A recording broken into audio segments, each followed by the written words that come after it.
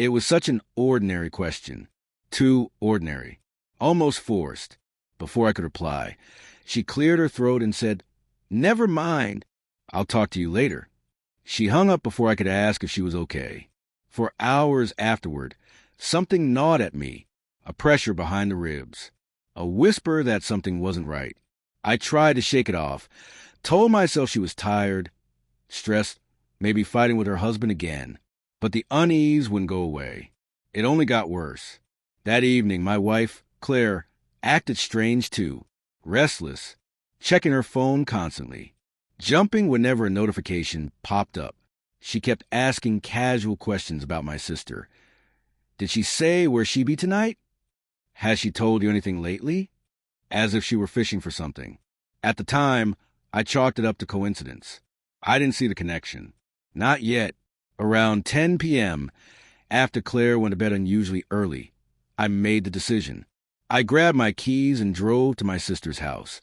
No warning, no text. Just instinct. The moment I pulled up, the world went still. The porch light was off. Her car was parked crookedly, as if she'd rushed home. And then I saw her, my sister, lying on the ground near the front steps, curled slightly, shivering, wearing clothes that looked slept in and torn at the hem. She wasn't hurt in a graphic way, just shaken, exhausted, and clearly overwhelmed. But the sight jolted me so hard I froze. "Emily," I rushed to her, kneeling beside her. "What happened? Are you okay?" Her eyes opened slowly, unfocused, as if she'd been awake far too long. "Adam," she whispered. I didn't know where else to go. I helped her sit up carefully. She wasn't injured. She was broken emotionally, trembling from a storm I didn't yet understand. Who did this? I demanded. Where's Mark? Her husband, my brother-in-law, a man I trusted, a man I thought she trusted too. She looked at me with a kind of defeated sadness that made my stomach drop. "Inside," she said quietly. "He's inside." I helped her feet and guided her into the house. The lights were dim, the air heavy, as if something ugly had happened hours earlier and still lingered. The living room was a mess. Papers everywhere, a lamp knocked over, a shattered mug on the floor. And then I saw the envelope, not addressed to my sister, not in her handwriting, my wife's handwriting. I picked it up slowly, my breath catching. Inside were printed messages, screenshots, messages between my wife and Mark, some recent, some stretching back months.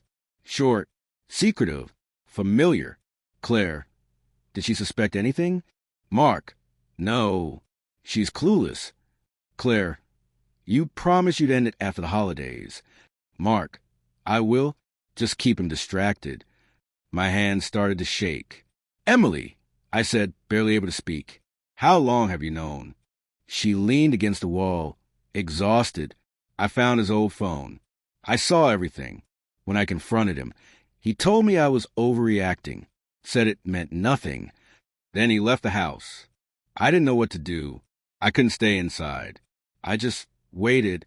I hoped someone would show up. I sank onto the couch, the betrayal unraveling piece by piece in my mind. My wife, my brother-in-law, behind our backs, behind our marriages. And Claire, my Claire, had known something was wrong for weeks. Her late-night work excuses, her secrecy, her strange tension whenever I mentioned family dinners. It all made sense now. I felt anger. Not the explosive kind, just a cold, hollow ache that spread through me like frost. When I got home that night, Claire was awake, sitting on the edge of the bed, her phone in her hand like she had been waiting for something. She looked up at me through wide, guilty eyes. Adam, you and Emily's? I stared at her, unable to hide the truth in my expression. She knew instantly. Her shoulders sagged. Her face crumpled. I'm so sorry. Why? I asked quietly. Why him? Why us? She swallowed hard. I don't know. I was lonely. I was stupid. I didn't think it would go this far. That's always the story, I said. You didn't think. She sobbed, reaching for me. I stepped back. I need time, I said, and space. And honesty, finally. She nodded, defeated. I didn't scream. I didn't break anything. I didn't even cry. The betrayal felt too deep for noise. Over the next few days, my sister stayed with me. We talked. We healed. We tried to understand how the people we trusted most could lie so easily. And in that shared pain, something quietly powerful happened. We found strength neither of us knew we still had. The ending wasn't loud. It wasn't dramatic.